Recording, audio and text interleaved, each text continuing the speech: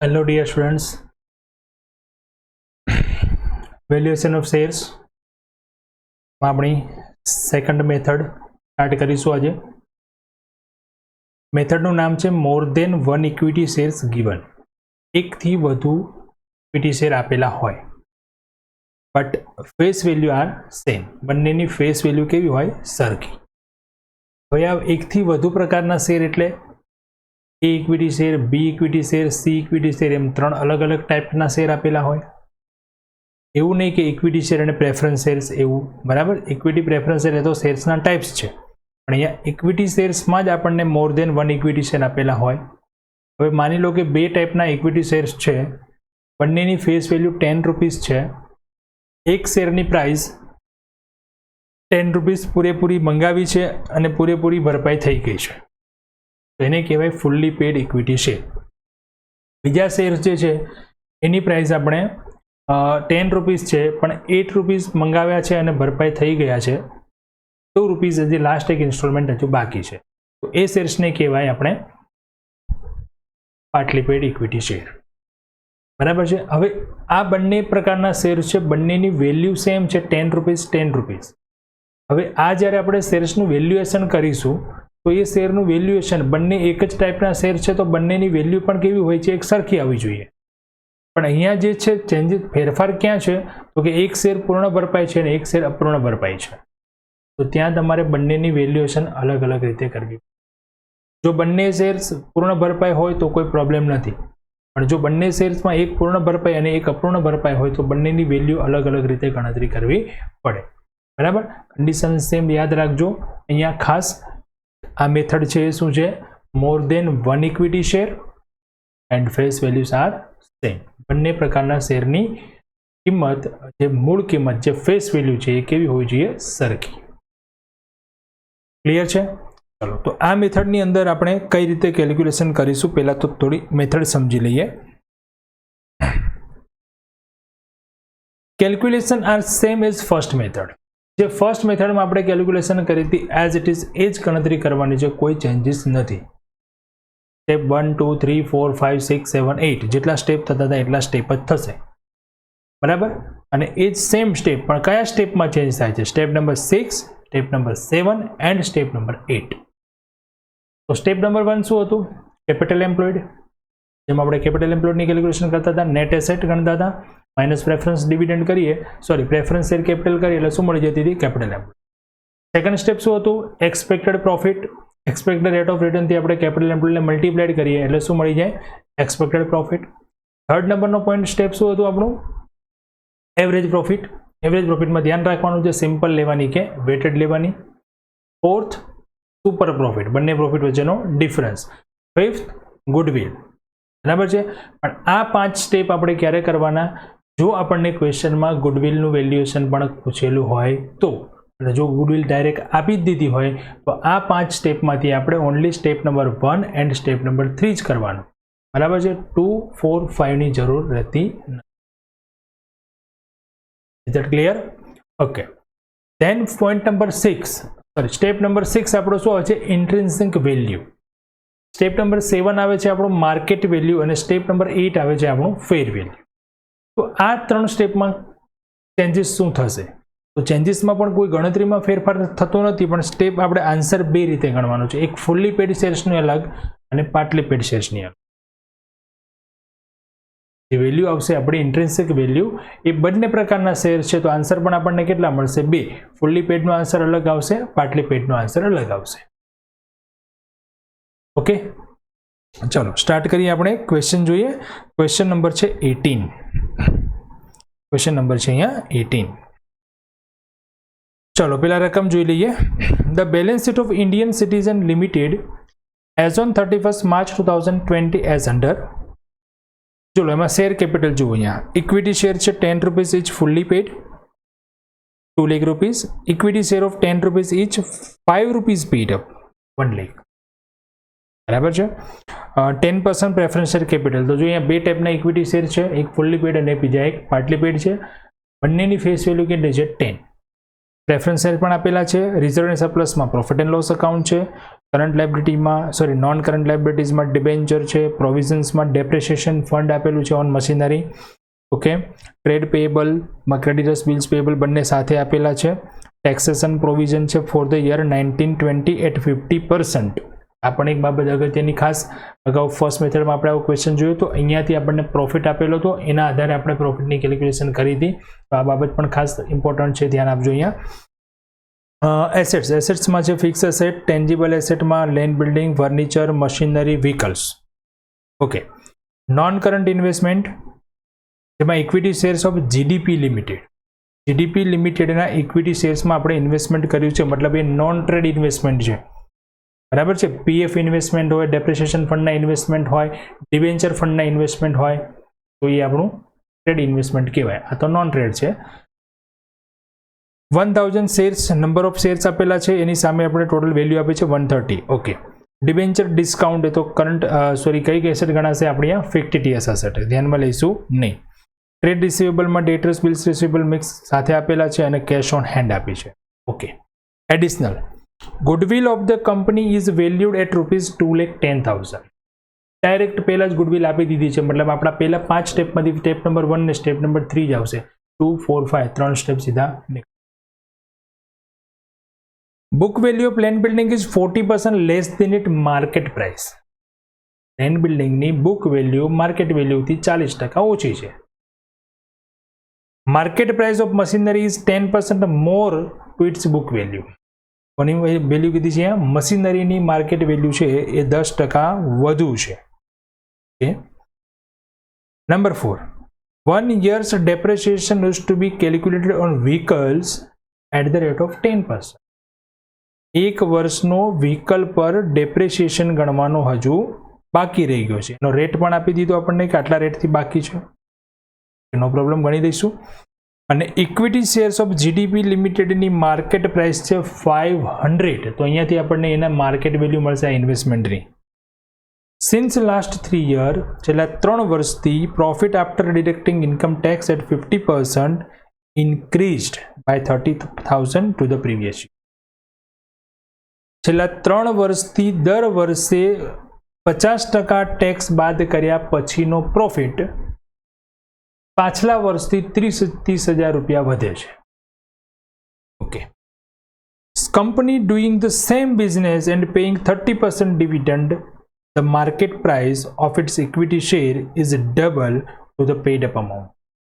અહીંયા પણ ધ્યાન રાખજો ખાસ, એક્સપેક્ટેડ રેટ ઓફ રિટર્નની ગણતરી કરવામાં. Company doing the same business is paying 30% dividend, એટલે આપણો એક્સપેક્ટેડ રેટ ઓફ રિટર્ન 30% થયો કહેવાય, બટ એની માર્કેટ પ્રાઇસ કેટલી આપી દીધી છે? ડબલ. એટલે ઇક્વિટી શેરની માર્કેટ પ્રાઇસ કેવી છે? ડબલ. તો આપણે જે રેટ છે એને પણ આપણે અડધો કરી દો, મતલબ રેટ પણ ડબલ થઈ ગયો છે. માર્કેટ પ્રાઇસ એની ડબલ છે તો એક્સપેક્ટેડ રેટ પણ ડબલ. એની માર્કેટ પ્રાઇસ ડબલ છે તો એનો રેટ 30% છે. આપણી પ્રાઇસ જે છે એના કરતાં ઓછી છે, 50% છે, તો આપણો રેટ બી કેટલો થઈ જાય? 50%. મતલબ એક્સપેક્ટેડ રેટ ઓફ રિટર્ન આપણે કેટલો લેવાનો? 15%. ત્યારે આવું કરવાનું, જે સિમિલર બિઝનેસનો આપણને રેટ આપેલો છે અને એના શેર્સની વેલ્યુ જો ડબલ હોય તો આપણે રેટ શું કરી દેવાનો? 50% ઘટાડી દેવાનો, 50% લેવાનું, બરાબર. ઓકે, સબ નંબર 18, ફર્સ્ટ સ્ટેપ આપણું શું આવશે? Capital employed. સૌથી પહેલા કેપિટલ એમ્પ્લોયડમાં કેલ્ક્યુલેશન અહીંયા કરવી પડશે આપણે લેન્ડ બિલ્ડિંગની. લેન્ડ બિલ્ડિંગ આપી હતી 2,40,000, બરાબર છે. લેન્ડ બિલ્ડિંગ આપણને આપી છે 2,40,000. સામે એનું ડેપ્રિસિએશન નથી, બરાબર. અને સૂચના હતી કે બુક વેલ્યુ જે છે એ માર્કેટ વેલ્યુ કરતાં 40% ઓછી છે. નો પ્રોબ્લેમ. માર્કેટ વેલ્યુ કરતાં એટલે માર્કેટ વેલ્યુ કેટલી લખી દેવાની? 100, અને ઓછી કીધી છે તો 100માંથી 40% ઓછા કરો તો બુક વેલ્યુ કેટલી થઈ જાય? 60. તો હાઉ મચ એટ 240? 4 લાખ. તો લેન્ડ બિલ્ડિંગની વેલ્યુ મળી ગઈ સીધી 4 લાખ. બીજી ગણતરી હતી મશીનરી માટેની. યસ, મશીનરી માટેની ઇન્ફોર્મેશન જે હતી અને ડેપ્રિસિએશન ફંડ પણ છે, જો અહીંયા ધ્યાન આપજો. મશીનરી છે એના માટે સૂચના આપી હતી કે 10% મોર ઇટ્સ બુક વેલ્યુ. પહેલાં તો બુક વેલ્યુ ફાઇન્ડ કરો. ડાયરેક્ટ આપણને નવી વેલ્યુ નથી આપી દીધી, એટલે આપણે પહેલાં બુક વેલ્યુ ફાઇન્ડ કરવા માટે ડેપ્રિસિએશન બાદ કરવો પડશે. તો ડાયરેક્ટ અહીંયા કહી દીધું હોત કે મશીનરીની વેલ્યુ આટલી છે તો સીધી જ લખી દેવાની, તો ડેપ્રિસિએશન ધ્યાનમાં લેવાનો. ક્લિયર? મશીનરી કેટલી છે? 4 લાખ, સામે ડેપ્રિસિએશન છે 1 લાખ, તો એની બુક વેલ્યુ થઈ જશે 3 લાખ.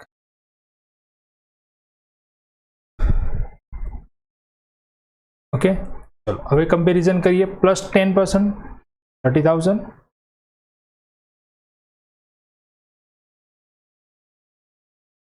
મોર દેન બુક વેલ્યુ, તો સીધા જ બુક વેલ્યુના 10% પ્લસ કરી દો. માર્કેટ વેલ્યુના પર્સન્ટેજ કીધા હોત તો આપણે પાછી ધારણા કરવી પડત. તો મશીનરીની વેલ્યુ મળી ગઈ 3,30,000. દેન બાકીની એસેટ્સ બધી એસેટ લઈ લઈશું. ફર્નિચર છે 50,000, વ્હીકલ્સ 90,000. અચ્છા, વ્હીકલ્સમાં એક ઇન્ફોર્મેશન હતી. વ્હીકલ્સમાં ઇન્ફોર્મેશન હતી ને, ડેપ્રિસિએશન એક બાકી છે 10%. તો વ્હીકલ કેટલું છે અહીંયા જો 1 લાખ, અને એમાં ડેપ્રિસિએશન બાદ કરીને જ લઈશું ને, 1 વર્ષનો ડેપ્રિસિએશન બાકી છે તો વ્હીકલ્સ થઈ જશે 90. ત્યાર પછી ટ્રેડ રિસીવેબલ બંને સાથે જ આપેલું હતું 80,000, દેન કેશ 20,000. એકવાર ચેક કરી લઈએ કોઈ એસેટ બાકી રહી છે કે નહીં, અને બધી એસેટ્સની વેલ્યુ બરાબર આવી કે નહીં. લેન્ડ બિલ્ડિંગ આવી ગયું, ફર્નિચર, મશીનરી, વ્હીકલ, ઇન્વેસ્ટમેન્ટ તો આવશે નહીં, ટ્રેડ ઇન્વેસ્ટમેન્ટ નથી માટે, ડિબેન્ચર ડિસ્કાઉન્ટ પણ નહીં આવે, બિલ રિસીવેબલ ડેટર્સ આવી ગયા અને કેશ આવી ગયા. ઓકે, ચલો લાયબિલિટીમાં ચેક કરીએ તો લાયબિલિટીમાં શું આવશે? ડિબેન્ચર આવશે, ટ્રેડ પેએબલ આવશે અને ટેક્સેશનની પ્રોવિઝન આવશે. બરાબર છે. અને અધર ઇન્ફોર્મેશનમાં કોઈ એવી નવી લાયબિલિટી કંઈ આપણને આપેલી છે નહીં. તો ડિબેન્ચર, ટ્રેડ પેએબલ્સ, ટેક્સ પ્રોવિઝન. 4,30,000 બાદ કરીશું આપણે 970 માંથી, તો નેટ એસેટ મળે છે 540, જેમાંથી બાદ કરશું પ્રેફરન્સ શેર કેપિટલ એટલે 1,50,000. સો નેટ એસેટ મળશે 3,90,000. Okay, 3,90,000 net asset.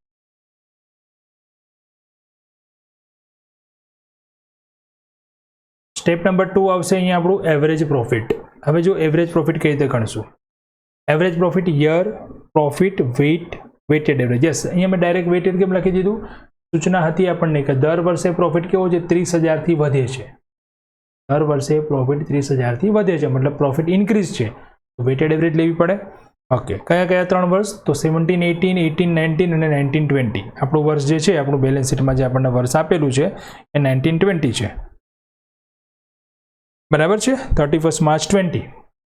તો 19, 20 એના ઉપર 18, 19 અને 17, 18 3 વર્ષ થયા. ઓકે, પ્રોફિટ જો આપણને અહીંયા ક્યાંય આપેલો હતો નહીં, એમ છતાં મેં પ્રોફિટ ત્યાં લખી દીધો છે. જો હવે પ્રોફિટ ક્યાંથી લાયા તો સમજો. અહીંયા પોઈન્ટ નંબર આપણને 6 આપ્યો હતો, જેમાં સૂચના આપી હતી કે છેલ્લા 3 વર્ષથી પ્રોફિટ આફ્ટર ટેક્સ 50% ટેક્સ બાદ કર્યા પછીનો પ્રોફિટ દર વર્ષે 30,000થી વધે છે. પ્રોફિટ બેલેન્સ શીટમાં હોય આ તો આપણને અધર ઇન્ફોર્મેશનમાં આપેલું હોય. અહીંયા અધર ઇન્ફોર્મેશનમાં પ્રોફિટમાં ખાલી કેટલો વધારો થાય છે એ જ આપ્યું છે. તો બેલેન્સ શીટમાં જુઓ, બેલેન્સ શીટમાં આપણને ટેક્સેશન પ્રોવિઝન આપી છે. રિઝર્વ એન્ડ સરપ્લસમાં P&L એકાઉન્ટ આપ્યું છે, બરાબર છે, પણ એ પ્રોફિટ એન્ડ લોસ એકાઉન્ટનું બેલેન્સ છે, એ પ્રોફિટ નથી આ વર્ષનું. ધ્યાનથી અગાઉ ચેક કરજો. મેં પહેલી મેથડમાં એક ક્વેશ્ચન કરાવડાયો છે, નંબર યાદ નથી મને અત્યારે, પણ ગણેલા છે, એમાં તમે ચેક કરજો. ત્યાં આપણને રિઝર્વ એન્ડ સરપ્લસમાં પ્રોફિટ એન્ડ લોસ એકાઉન્ટ આપ્યું હતું અને પછી નીચે લખેલું હતું આ વર્ષનો પ્રોફિટ, એટલે કે 19-20નો પ્રોફિટ આટલો, અને એ પ્રોફિટ ઉપરથી આપણે આ ગણતરી કરી હતી. અહીંયા પ્રોફિટ એન્ડ લોસ એકાઉન્ટ છે, પણ એ પ્રોફિટ એન્ડ લોસ એકાઉન્ટનું બેલેન્સ છે, એ આ વર્ષનો પ્રોફિટ નથી, એટલે એ પ્રોફિટ એન્ડ લોસ એકાઉન્ટ નહીં લેવા. તો ક્યાંથી ફાઇન્ડ કરશું પ્રોફિટ? તો પ્રોફિટ માટે અહીંયા ટેક્સ પ્રોવિઝન આપી દીધી છે. જો ટેક્સ પ્રોવિઝનમાં એવું કીધું છે કે 50% ટેક્સની પ્રોવિઝન. કેટલી પ્રોવિઝન કરી છે? 2 લાખ રૂપિયા. પ્રોફિટ કેટલો હોય? 4 લાખ રૂપિયા હોય. પ્રોફિટ કેટલો હોય? 4 લાખ રૂપિયા હશે ત્યારે 50% પ્રોફિટ 2 લાખની પ્રોવિઝન કરીને, એટલે પ્રોફિટ મળી ગયો 4 લાખ રૂપિયા. ડાયરેક્ટલી નથી આપ્યો, પણ આપણે ઇનડાયરેક્ટલી આ રીતે આપ્યું છે. અને પહેલો ક્વેશ્ચન જે આપણે ફર્સ્ટ મેથડમાં કર્યો હતો ત્યાં તમને પ્રોફિટ એન્ડ લોસ એકાઉન્ટ આપ્યું હતું અને 50% ટેક્સ પ્રોવિઝન કરવાનું આપણને ઇન્ફોર્મેશનમાં આપ્યું હતું. એટલે આપણે જ્યારે કેપિટલ એમ્પ્લોયડ ગણી ત્યારે કેપિટલ એમ્પ્લોયડમાં ટેક્સ પ્રોવિઝન આપણે લખી હતી, બેલેન્સ શીટમાં નથી તો પણ અહીંયા ટેક્સ પ્રોવિઝન આપેલી છે, એના પરથી આપણે પ્રોફિટ ફાઇન્ડ. 4 લાખ પ્રોફિટ આવ્યો, એ તો પ્રોફિટ કેવો આવ્યો? Before tax. આપણને જે ઇન્ક્રીઝ કીધું છે એ ઇન્ક્રીઝ શેમાં કીધું છે? After tax. तो मान लो कि 4 लाख प्रॉफिट है, एमांथी 50% टेक्स बाद कर दीए तो केटला थई जाए 2 लाख आफ्टर टेक्स प्रॉफिट थई गयो। तो 90-20 नो प्रॉफिट आपने मळी गयो अने दर वर्षे वधे छे तो जो आपणे आगळना वर्षमां जईए तो 30,000 प्लस करवा पड़े अने पाछळना वर्षमां जईए तो 30,000 माइनस करता जवा पड़े। तो 2 लाख प्रॉफिट आपणो 19-20 में मळे छे तो एना आगळना वर्षनो एटले के 1,70,000 अने 1,40,000 30,000 माइनस कर कंप्लीट। ओके चलो तो वेट ए 1 2 3 टोटल प्रॉफिट 6 लाख અને વેટેડ એવરેજ થઈ ગયું આપણું 10,80,000। સો એવરેજ પ્રોફિટ 10,80,000 ડિવાઇડેડ બાય 6 એટલે કે 1,80,000।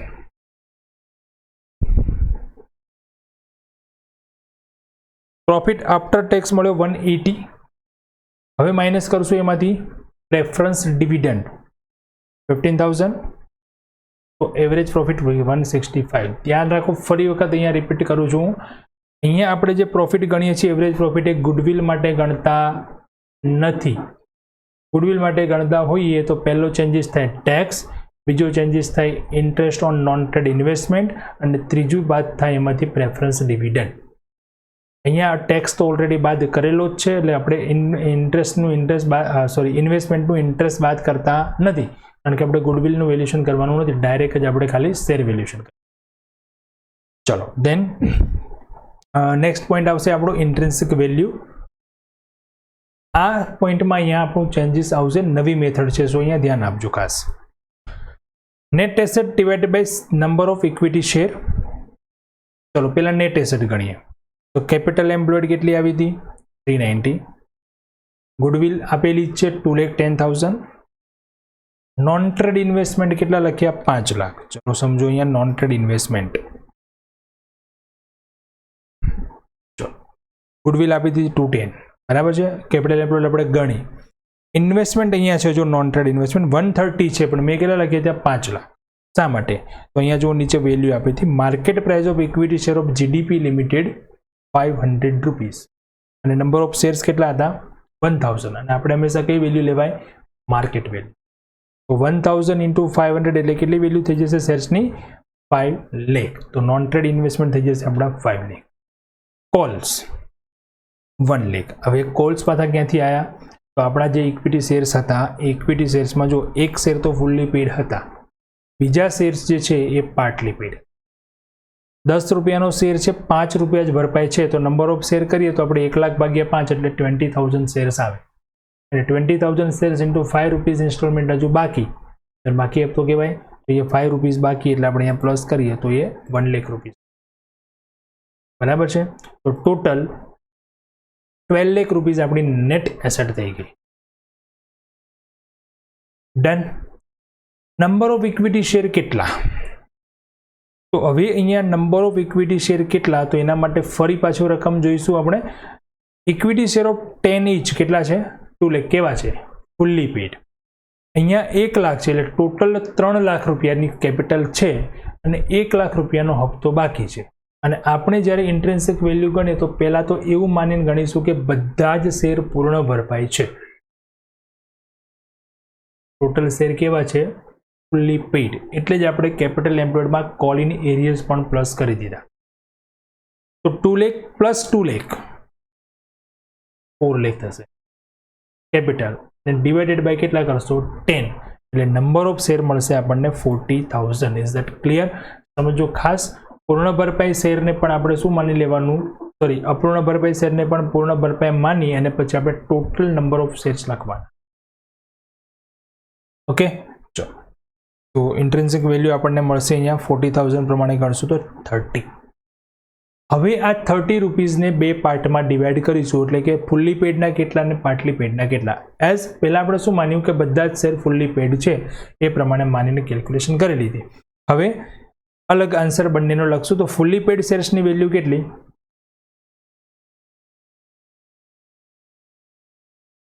40 सॉरी नहीं 40 30 આવશે અહીંયા એરર છે કરેક્શન 1 મિનિટ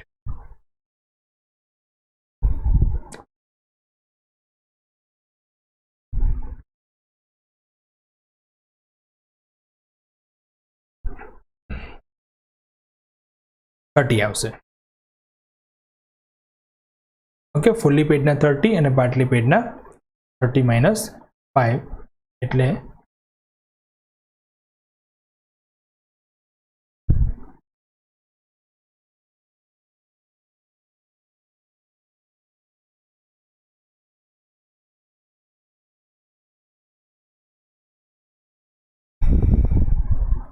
ओके, पाटली पेडना जो इंस्टॉलमेंट बाकी हो ने ए रकम पछी आपणे आज वेल्यू मांथी माइनस कर दे, मतलब 30 रुपीज मळ्या था आपणे, एमांथी 5 रुपीज माइनस कर दईशुं એટલે 25. चलो स्टेप नंबर 4 गणीशुं मार्केट वेल्यू. मार्केट वेल्यू એટલે કે rate of dividend divided by expected rate of return into paid up value of per share.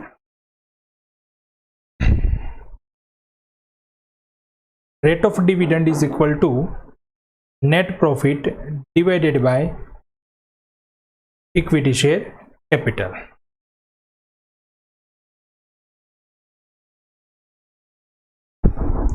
चलो સૌથી પહેલા રેટ ઓફ ડિવિડન્ડ ગણીએ તો 1,65,000 3 લાખ into 100 165 વાળો પ્રોફિટ ગણેલો તો એ મને ઇક્વિટી શેર કેપિટલ અહીંયા કઈ લેવાની, પેડ અપ કેપિટલ લેવાની.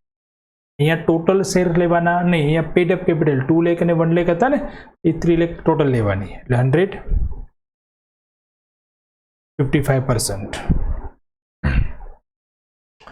Fully paid share 55% 15% into 10. તો અહીંયા રેટ સોરી ઇન્ટુ જે ફોર્મ્યુલા છે એમાં ઇન્ટુ શું છે, paid up value of per share, એટલે ફુલ્લી પેડમાં આપણે 10 रुपीज लईशू એટલે 36.67 ને પાટલી પેડમાં 55 ડિવાઇડેડ બાય 15 ઇન્ટુ 5 જે પેડ અપ વેલ્યુ કેટલી હતી એની 5 તો મળશે અહીંયા 18.33. અને એક બાબત નોટ કરજો ખાસ, અહીંયા બુકમાં આન્સર તમને અહીંયા પાટલી પેડનો જે છે એ અલગ આપ્યો છે, 29.33 સમથિંગ આપ્યો છે, but 18.33 is right answer. Okay चलो मार्केट वेल्यू मળી ગઈ બંનેની. જો ક્યાં ફેરફાર થયો અહીંયા બે પ્રકારના શેર્સમાં ધ્યાનથી સમજ્યા ને. પોઈન્ટ નંબર સ્ટેપ નંબર 3 માં આપણે પહેલા ગણતરી કરી લેવાની, બધા જ પેલ ફુલ્લી પેડ છે એ રીતે, પછી ફુલ્લી પેડની અલગ અને પાટલી પેડની અલગ. માર્કેટ વેલ્યુમાં પણ એ પ્રમાણે આપણે કરી દેવાનું, ફોર્મ્યુલામાં ખાલી ચેન્જ થશે, પેડ અપ પર શેર જે વેલ્યુ આવે છે એમાં ફુલ્લી પેડમાં 10, પાટલી પેડમાં જેટલી ભરપાઈ થઈ છે એ લખવાની, એટલે બંનેની વેલ્યુ આપણને અલગ અલગ મળી જશે.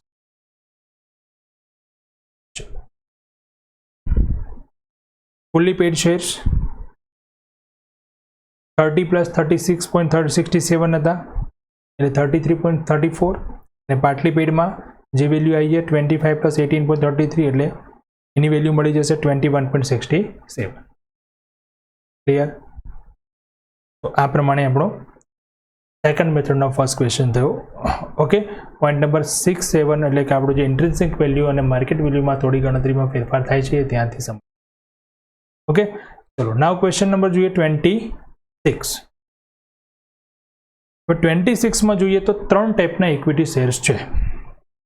The balance sheet of Titan limited as on 31st March 2020 was as under. Equity શેર્સમાં A, B, C ત્રણ ટાઈપના ઇક્વિટી શેર્સ આપેલા છે શેર્સ કેપિટલમાં. એક છે 10 ફુલ્લી પેડ, બીજું છે 8 રૂપીઝ પેડ અને C છે 6 રૂપીઝ પેડ. एक फुल्ली पेड અને બાકીના બે પાટલી પેડ. રિઝર્વમાં જનરલ રિઝર્વ P&L અકાઉન્ટ આપેલું છે. પ્રોવિઝન્સમાં ડેપ્રિસિએશન ફંડ છે, trade payables, creditors, bills payable અને આઉટસ્ટેન્ડિંગ એક્સપેન્સીસ. ફિક્સ એસેટમાં જોઈએ તો land building, plant machinery, intangible asset, goodwill આપેલી છે, ઇન્વેસ્ટમેન્ટ આપેલા છે, અંડરરાઇટિંગ કમિશન છે, બરાબર, સ્ટોક, ડેટર્સ, બેંક અને પ્રીપેડ એક્સપેન્સીસ.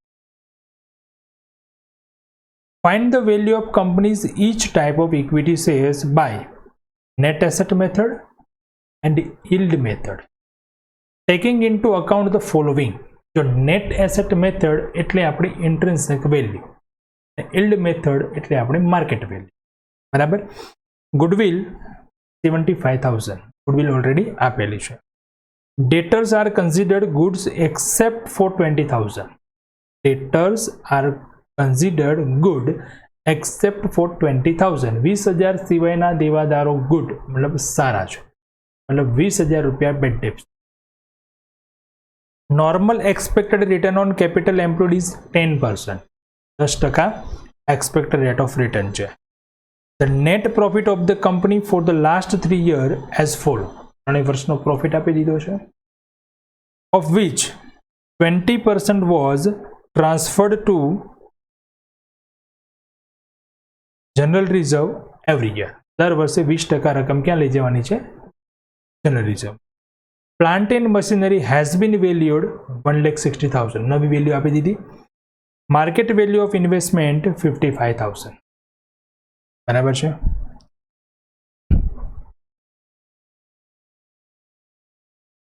સૌથી પહેલા ગણી લઈશું કેપિટલ એમ્પ્લોયડ.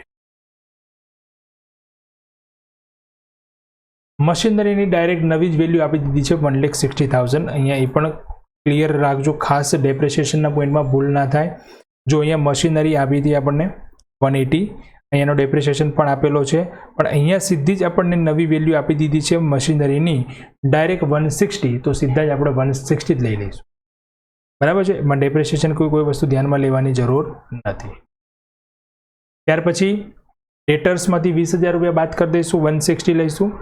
Land building 190. હવે જો લેન્ડ બિલ્ડિંગમાં આપણને કોઈ અધર ઇન્ફોર્મેશન કંઈ સૂચના આપી નહોતી, તો લેન્ડ બિલ્ડિંગ અહીંયા કેટલી છે?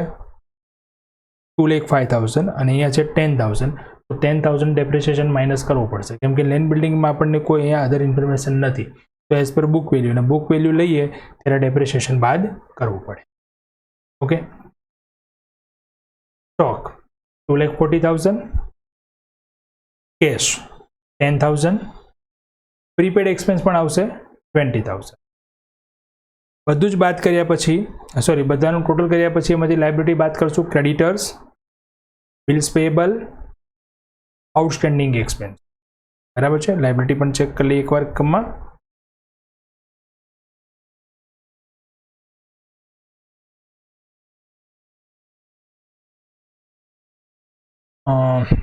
ક્રેડિટર્સ, બિલ્સ પેએબલ અને outstanding expense. Okay.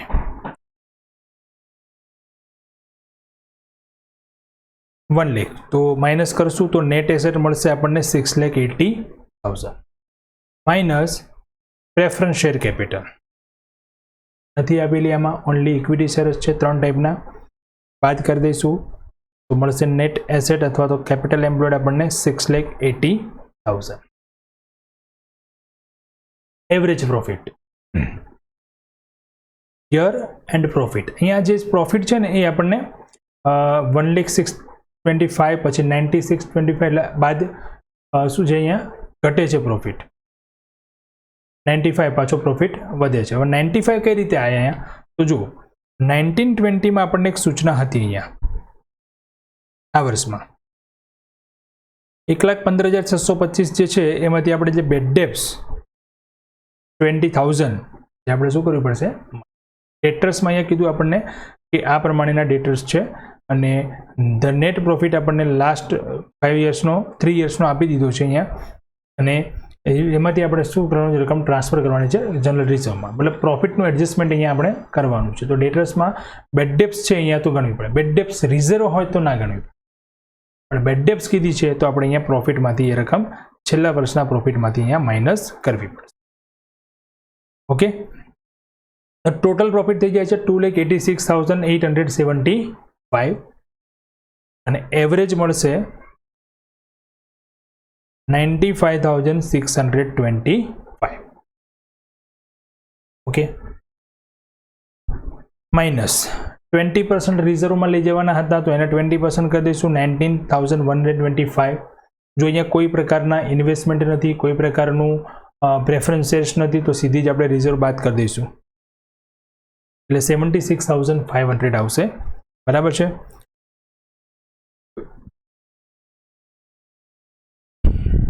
Non current investment છે અહીંયા પણ કોઈ પર્સન્ટેજ નથી આપેલા અહીંયા. બરાબર. અને અહીંયા આપણે ગુડવિલનું વેલ્યુએશન કરવાનું પણ નથી, તો એના આપણે કોઈ ધ્યાન પણ નથી લેવાનું કંઈ. બરાબર ને.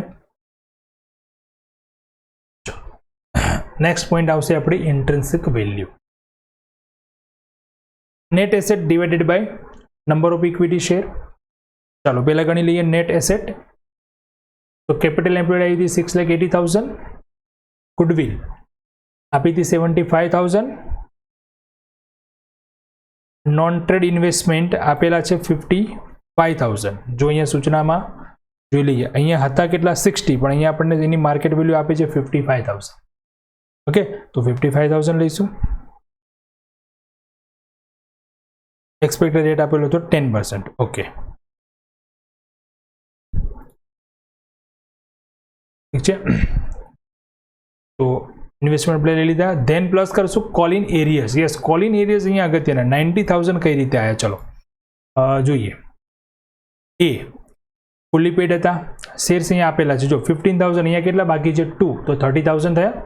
અહીંયા 15,000 into 4 એટલે 60,000 પ્લસ 30,000 ઇઝ ઇક્વલ ટુ 90,000. તો કોલિન એરિયસ બધા શેરના જેટલા પણ શેરના બાકી હપ્તા છે બધા અહીંયા પ્લસ કરી દેવાના 90,000. એટલે આપણી નેટ એસેટ મળી ગઈ 9 lakh. Okay, number of equity share 60,000 એ પણ અહીંયા આપેલા છે. સીધે સીધા 3 નું ટોટલ કરી દઈશું. 30, 15, 15 એટલે 60,000 બરાબર. 15 રૂપીસ ઇન્ટ્રિન્સિક વેલ્યુ આ મળી આપણને બધા શેર માટે. પણ હવે એને ફુલ્લી પેડ માટે અલગ, પાર્ટલી પેડ માટે અલગ. તો એ ઇક્વિટી શેર ફુલ્લી પેડ છે તો 15. બી ઇક્વિટી શેર જે હપ્તો બાકી છે એ માઇનસ કરી દો. 2 રૂપીસ હપ્તો બાકી છે તો 2 rupees minus 13. C equity share 4 rupees minus 11 rupees. Step number 4 market value. Rate of dividend and expected rate of return into paid up value of per share. Rate of dividend ગણીએ પહેલા તો net profit divided by equity share capital into 100. 76,500 5,10,000 into 100. આ 76 profit તો આપણે ગણેલો હતો અને capital કઈ લેવાની આપણી પેડ અપ કેપિટલ. અહીંયા જે છે ત્રણેયનું total 320 plus 120 sorry 3 lakh plus 120 plus 90. અહીંયા આપણે બાકી હપ્તા છે આપણે ધ્યાનમાં લેવાના નહીં, ટોટલ જે પેડ અપ કેપિટલ છે એ જ લેવાની. તો 15% આવશે. અહીંયા તો સીધી ફોર્મ્યુલા લખવાની છે આપણે. A equity share 15% divide by 10. Expected rate of return હતો 10% અને ફુલ્લી પેડ એની અમાઉન્ટ હતી એટલે ઇન્ટુ 10, તો 15 જ આવશે answer. B 15 divide by 10 common રહેશે. એમાં પેડ અપ વેલ્યુ કેટલી હતી એની 8, અહીંયા વેલ્યુ આવશે 12. અને સી એની પેડ અપ વેલ્યુ હતી 6 અને 9 બરાબર છે. તો આ રીતે મળી ગઈ આપણને અહીંયા ત્રણેય પ્રકારના શેર્સની અલગ અલગ શેરની વેલ્યુ. અહીંયા આપણને ફેર વેલ્યુ ગણવાની કંઈ કહીતી નથી એટલે આપણે ખાલી ગણીશું ઇન્ટ્રિન્સિક વેલ્યુ અને માર્કેટ વેલ્યુ. ઓકે, તો આપણી સેકન્ડ મેથડ હતી જ્યાં આપણને એક કરતાં વધુ શેર્સ આપેલા હોય ઇક્વિટી શેર અને બંનેની ફેસ વેલ્યુ કેવી હોય સરખી. ત્રીજી મેથડ છે આપણી જેમાં ફેસ વેલ્યુ અલગ હોય. પછી આપણું આ ચેપ્ટર કમ્પ્લીટ થશે બરાબર છે. પણ હજુ આપણે આ મેથડમાં એકાદ ક્વેશ્ચન લઈશું, દેન આપણે થર્ડ મેથડ સ્ટાર્ટ કરીશું બરાબર છે. તમારી પ્રેક્ટિસ માટે આ બંને ક્વેશ્ચન ખાસ ધ્યાનથી એક વખત જોઈ અને જાતે ગણવાની કોશિશ કરવાની. Okay friends, thank you. Next લેક્ચરમાં મળીએ.